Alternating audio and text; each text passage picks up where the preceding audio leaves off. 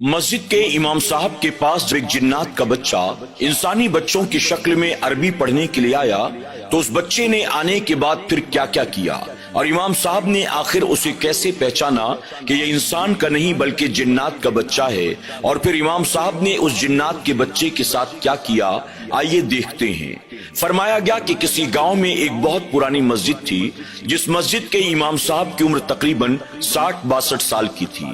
वो पिछले 40 सालों से इस मस्जिद के अंदर इमामत कर रहे थे। एक दिन इमाम साहब सुबह सवेरे अपने मामूल के मुताबिक मस्जिद के अंदर नीम के पेड़ के नीचे बैठे बच्चों को अरबी पढ़ा रहे थे कि आपने देखा आपके सामने एक 7-8 साल का बच्चा मौजूद था, जो बच्चा बाकी तमाम बच्चों से कुछ अलग नजर आता था।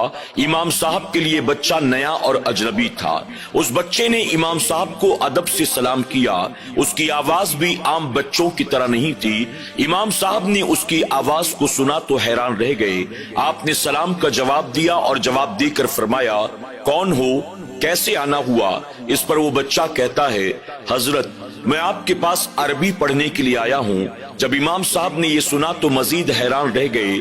उसकी आवाज बाकी बच्चों से बिल्कुल जुदा थी और उसकी उर्दू भी बहुत साफ साफ थी। इमाम साहब ने हैरत से कहा, बेटा अकेले आए हो या साथ में कोई और भी आया है? इस पर उस बच्चे ने जवाब दिया, नहीं हजरत मैं अकेले आया हूँ। तो इस पर इमाम साहब ने कहा, बच्चों का दाखिला कराने के लिए माँ बाप साथ आते हैं, तुम अकेले आए हो, आखिर ऐसा क्यों? इस पर बच्चा जवाब देता है, इमाम साहब मैं फला गांव का रहने वाला हूँ। आप तो जानते हैं कि पिछले महीने बहुत तेज बारिश हुई थी और बारिश की वजह से हमारे गांव में बाढ़ आ गई थी। उस बाढ़ की वजह से हमारा पूरा गांव तबाह बर्बाद हो गया। कई लोग मारे भी गए थे। उन मारे जाने वालों में मेरे वालिदैन भी थे। मैं अकेला रह गया हूँ, न मेरा कोई रिश्तेदार है, न मेरे कोई भाई बहन है। इसीलिए मैं आपके पास आया हूँ। अगर आप मेरा दाखिला करा लेंगे, मैं आपके पास ही रहूंगा, आपकी खिदमत भी करूंगा और यहीं रहकर कुरान शरीफ पढ़ना सीखूंगा। जब इमाम साहब ने उस बच्चे की इन बातों को सुना, आपको उसके हाल पर रहम आ गया। आपने उस बच्चे को अपने करीब बुलाया और करीब बुलाने के बाद आपने फरमाया कि तुम्हारा नाम क्या है? उसने कहा, मेरा नाम मिराजुद्दीन है। इमाम साहब ने कहा, यहाँ गांव के लोगों को सही से हिंदी बात करनी नहीं आती और तुम्हारी उर्दू इतनी अच्छी है, तुम उम्र के एतबार से 7-8 साल के मालूम देते हो। मुझे बताओ तुम्हारा कद छोटा है या वाकई तुम्हारी उम्र ही कम है? इस पर उस बच्चे ने जवाब दिया, हजरत दरअसल गरीबी और बीमारी की वजह से मेरा कद नहीं बढ़ सका, वरना मैं 7-8 साल का नहीं, मेरी उम्र 13 साल की है। मिराजुद्दीन ने जैसे ही बताया कि उसकी उम्र 13 साल की है, वहां मौजूद तमाम बच्चे जोर जोर से हंसने लगे। इस पर इमाम साहब ने बच्चों को डांटा, चुप कराया और फिर मिराजुद्दीन को अपने करीब बुलाकर बिठा लिया और बिठाकर इमाम साहब ने मिराजुद्दीन से कहा, बेटा हमने तुम्हारा दाखिला कर लिया है, अब तुम यहीं पर रहोगी और इन्हीं बच्चों के साथ तुम पढ़ाई करोगे। मिराजुद्दीन एक कोने में कुरान शरीफ लेकर बैठ गया और उसने पढ़ाई शुरू कर दी। जब मदरसे का वक्त खत्म हुआ और बच्चे अपने अपने घर जाने लगे तो इस पर इमाम साहब ने बच्चों से मुखातिब होकर कहा, देखो अगर किसी बच्चे के घर कोई सालन वगैरह बना हो तो आज मेरे लिए ले आए, आज मेरा सालन और गोश्त खाने का दिल होता है। इस पर मिराजुद्दीन ने कहा, हजरत अगर आपकी इजाजत हो तो मैं आपके लिए सालन और गोश्त लेकर आता हूँ। इस पर इमाम साहब ने हैरत से कहा, बेटा आखिर तुम कहां से लेकर आओगे? तो इस पर मिराजुद्दीन ने जवाब दिया, पड़ोस के गांव में मेरी बहन रहती है, अगर आप इजाजत दे तो मैं अपने बहन के घर से आपके लिए गोश्त और सालन लेकर आता हूँ। इस पर इमाम साहब ने कहा, नहीं तुम रहने दो, फिर कभी तुमसे मंगवाऊंगा, आज जो आ जाए उसी को खाकर अल्लाह का शुक्र अदा करेंगे। इस तरह से वक्त गुजरता रहा। उस मस्जिद में कुछ बाहरी बच्चे भी कुरान शरीफ की तालीम हासिल करने के लिए आए हुए थे, जिनके गांव वहां से बहुत दूर थे। मस्जिद वालों ने उन बच्चों के लिए मस्जिद के अंदर ही रुकने का इंतजाम कर दिया था।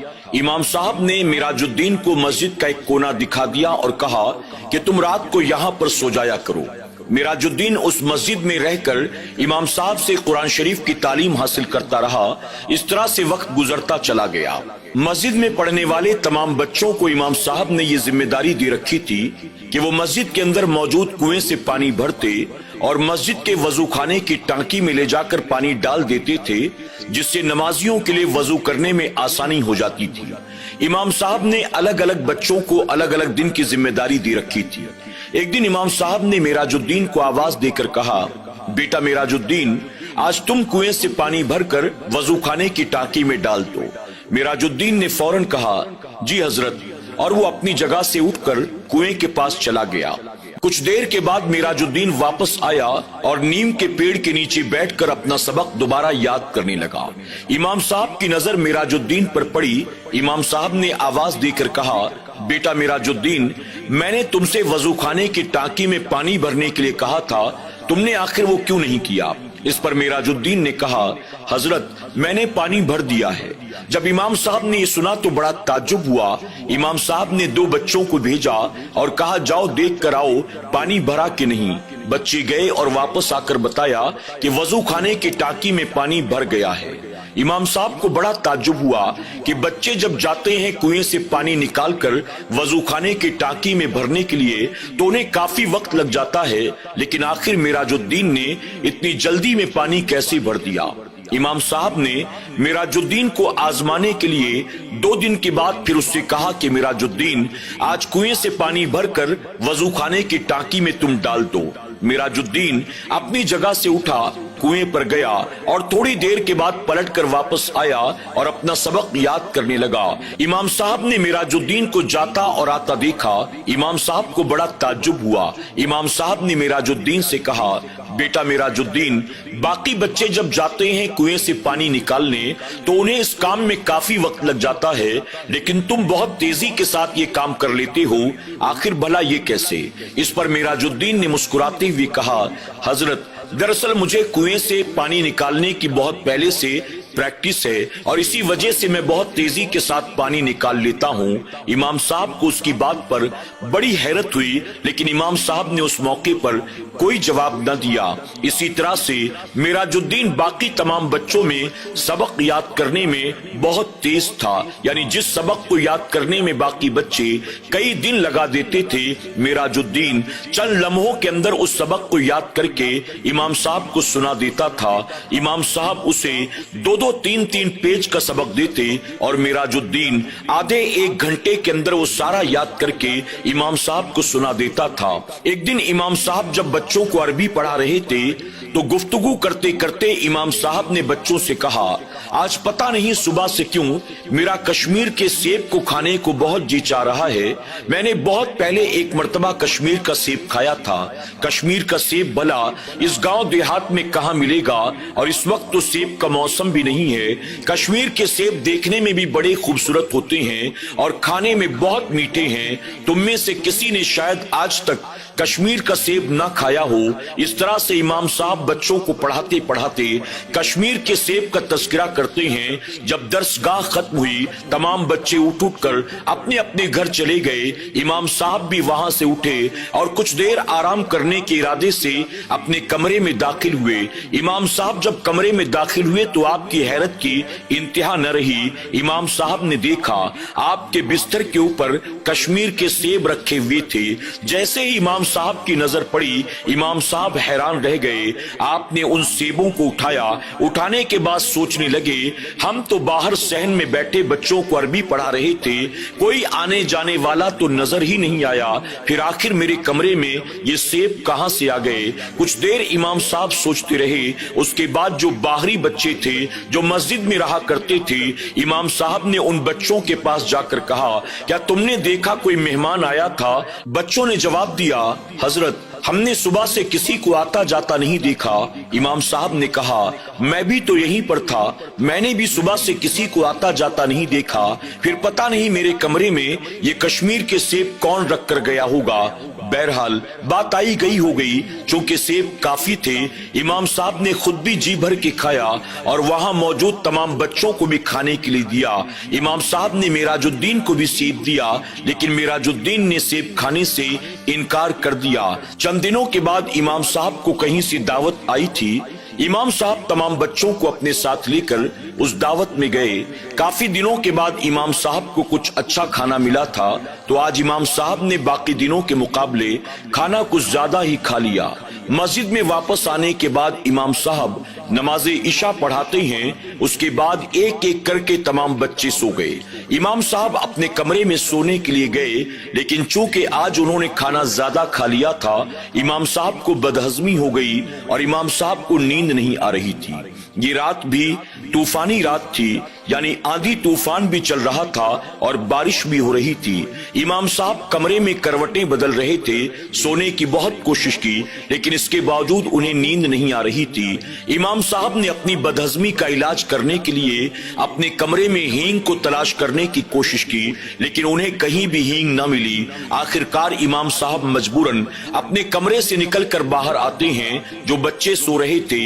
امام صاحب نے ان بچوں کو جگایا اور پوچھا، کیا کسی کے پاس تھوڑا بہت ہینگ ہے؟ مجھے بدہضمی ہو گئی ہے اور اس وجہ سے مجھے نیند نہیں آتی، مجھے تھوڑے سے ہینگ کی ضرورت ہے۔ لیکن تمام بچوں نے کہا، ہمارے پاس ہینگ نہیں ہے۔ آخرکار مراج الدین نے امام صاحب سے کہا، حضرت اگر آپ کی اجازت ہو تو میں باہر جا کر ہینگ لے آتا ہوں۔ امام صاحب نے کہا، رات کافی ہو چکی ہے، باہر طوفان بھی ہے، بارش شروع ہونے والی ہے، ایسے میں تم کہاں جاؤ گے؟ مراج الدین نے کہا، آپ کی طبیعت خراب ہے، اگر آپ مجھے اجازت دیں میں فوراً لے کر آ جاؤں گا۔ امام صاحب نے کہا، کیا تمہیں پتا ہے کہ ہینگ کہاں ملے گی؟ مراج الدین نے کہا، میں جانتا ہوں فلاں دکاندار کے پاس ہینگ ہوتی ہے، اگر آپ اجازت دیں تو میں ابھی لے کر آتا ہوں۔ امام صاحب اسے روکنا تو چاہتے تھے، لیکن چونکہ ان کی طبیعت بھی بگڑتی چلی جا رہی تھی، آخرکار امام صاحب نے مجبوراً اپنی طبیعت کے چلتے مراج الدین کو اجازت دے دی اور کہا، ٹھیک ہے، سنبھال کر جانا اور ہینگ لے کر فوراً واپس آ جانا۔ فلاں دکاندار سے کہنا کہ امام صاحب نے تھوڑا سا ہینگ مانگا ہے، وہ تمہیں دے دے گا۔ یہ کہہ کر امام صاحب نے مراج الدین کو باہر جانے کی اجازت دے دی۔ مراج الدین نے مسجد سے باہر جانے کے لیے جیسے ہی مسجد کے دروازے کو کھولا، ہوا کا ایک تیز جھونکا دھول مٹی کے ساتھ مسجد کے اندر داخل ہو گیا، اور اسی ہوا کے جھونکے کے ساتھ مراج الدین لوگوں کی نظروں سے اوجھل ہو گیا۔ مراج الدین کے جانے کے تھوڑی دیر کے بعد تیز بارش بھی شروع ہو گئی۔ اب امام صاحب پریشان مسجد میں دائیں بائیں گھومتے، ایک طرف تو امام صاحب کی طبیعت اور اس کے علاوہ مراج الدین کی فکر۔ امام صاحب بار بار یہ سوچ رہے تھے، میں نے بن ماں باپ کے بیٹے کو آندھی طوفان کے موسم میں مسجد سے باہر جانے کو کہہ دیا، اگر بچے کو کچھ ہو گیا تو آخر میں اللہ کی بارگاہ میں کیا جواب دوں گا؟ امام صاحب اسی پریشانی میں دائیں بائیں گھومتے رہے، اور کچھ دیر کے بعد امام صاحب آئے اور اپنے بستر پر آ کر بیٹھ کر مراج الدین کا انتظار کرتے رہے۔ ابھی امام صاحب اپنے بستر پر آ کر بیٹھے تھے کہ مراج الدین اچانک ان کی آنکھوں کے سامنے آ کر کھڑا ہو جاتا ہے۔ امام صاحب نے مراج الدین کو دیکھا اور حیران رہ گئے۔ آپ نے فرمایا، آ گئے تم؟ مراج الدین نے کہا، جی حضرت، میں آپ کے لیے ہینگ لے کر آ گیا۔ امام صاحب نے کہا، ہینگ کہاں ہے؟ مراج الدین نے کہا، میں نے باہر صحن میں رکھا ہے۔ امام صاحب کو بڑا تعجب ہوا، ایک تو مراج الدین کی باتیں سن کر، اور اس کے علاوہ امام صاحب نے دیکھا جب مراج الدین باہر نکلا تیز طوفان تھا اور اس کے نکلتے ہی بارش شروع ہو گئی تھی۔ مراج الدین کے پاس نہ کوئی چھاتا تھا، نہ اس نے کوئی جیکٹ پہن رکھا تھا، اس کے باوجود اس کے جسم اور اس کے کپڑوں پر بارش کا دور دور تک کوئی نام و نشان تک موجود نہیں تھا، یعنی وہ سر کے بال سے لے کر پیر کے ناخن تک پوری طرح سوکھا ہوا تھا۔ امام صاحب مراج الدین کے ساتھ کمرے سے باہر آتے ہیں۔ آپ نے باہر آ کر دیکھا تو مسجد کے صحن میں ہینگ کی بہت ساری بوریاں رکھی ہوئی تھی۔ امام صاحب نے حیرت سے دیکھ کر کہا، ارے اتنی ساری ہینگ تم کہاں سے لے کر آئے ہو؟ اس پر مراج الدین جواب دیتا ہے، حضرت آپ نے جس دکان کا پتہ بتایا تھا اس دکان پر جا کر میں نے دکاندار کو بہت آواز لگائی، لیکن دکاندار نے میری آواز کا جواب نہ دیا۔ آخرکار مجبوراً اس کی دکان سے میں یہ سب اٹھا کر لے آیا ہوں۔ امام صاحب نے کہا، مجھے یہ ہینگ نہیں چاہیے، تم اسے فوراً لے جاؤ اور واپس کر کے آؤ۔ اس نے کہا، حضرت آپ ہی کے کہنے پر لے کر آیا ہوں، آپ تھوڑا سا تو لے لیں۔ آپ نے کہا، نہیں، میں دکاندار کی اجازت کے بغیر اس کا مال استعمال نہیں کر سکتا، جیسے لے کر آئے ہو لے جاؤ، فوراً واپس رکھو۔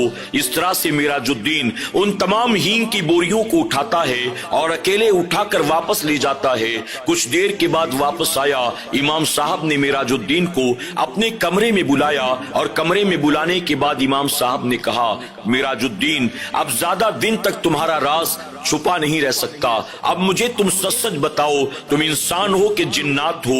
اس پر معراج الدین نے اپنی گردن کو جھکا دیا، اس کی آنکھیں بھر آئی۔ امام صاحب نے کہا، تم جب پہلی بار میرے پاس آئے تھے اسی وقت مجھے تم پر شک ہوا تھا، لیکن میں نے اس وقت تمہیں کچھ نہیں کہا کیونکہ تم قرآن شریف پڑھنے کے لیے آئے تھے، اور قرآن شریف پڑھنے کے لیے میرے پاس انسان کا بچہ آئے یا جنات کا بچہ آئے، میں قرآن پڑھانے سے انکار نہیں کر سکتا، لیکن معراج الدین یہ جو تمہاری حرکتیں اور تمہارے معاملات ہیں یہ اچھے نہیں ہیں، ہو سکتا ہے کہ کل اسی کی وجہ سے کسی کو نقصان ہو جائے، اس لیے بہتر یہ ہے رات کے اندھیرے میں تم چپ چاپ واپس چلے جاؤ، میں تمہارے بارے میں کسی کو کچھ بھی نہیں بتاؤں گا، اور آج کے بعد اس مسجد میں کبھی واپس مت آنا۔ معراج الدین نے جب یہ سنا اس کی آنکھوں سے آنسو بہنے لگے، اس نے کہا، حضرت آپ ایسا نہ کریں، آپ مجھے اپنی شاگردی میں رہنے دیں، میں آپ کی خدمت کرنا چاہتا ہوں، آپ سے تربیت حاصل کرنا چاہتا ہوں۔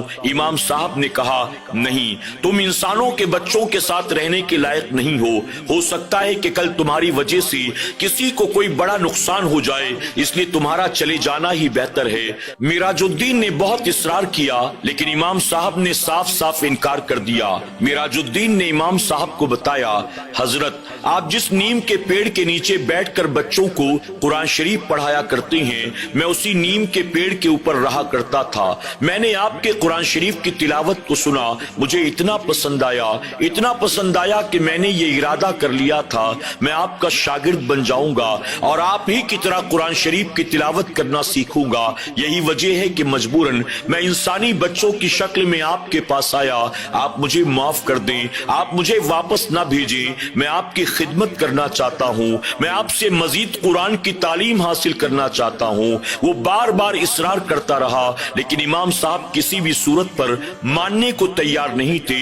امام صاحب نے کہا، معراج الدین تم نے آج تک میری بڑی خدمت کر لی، اب تم واپس چلے جاؤ، تم آخر ہو تو جنات۔ معراج الدین آج تک تم نے ہمیں فائدہ ہی پہنچایا ہے، لیکن کل اگر گاؤں والوں کی وجہ سے یا میری وجہ سے یا ان بچوں کی وجہ سے تمہیں کوئی بات ناگوار گزری تو تم کہیں ہمیں کوئی نقصان نہ پہنچا دو، اس لیے تمہارا اب چلے جانا ہی بہتر ہے۔ معراج الدین بار بار کہتا رہا، حضرت میں وعدہ کرتا ہوں میں کبھی کسی کو کوئی نقصان نہ پہنچاؤں گا، لیکن امام صاحب کسی بھی صورت میں اب اسے اپنے پاس رکھنے کو تیار نہیں تھے۔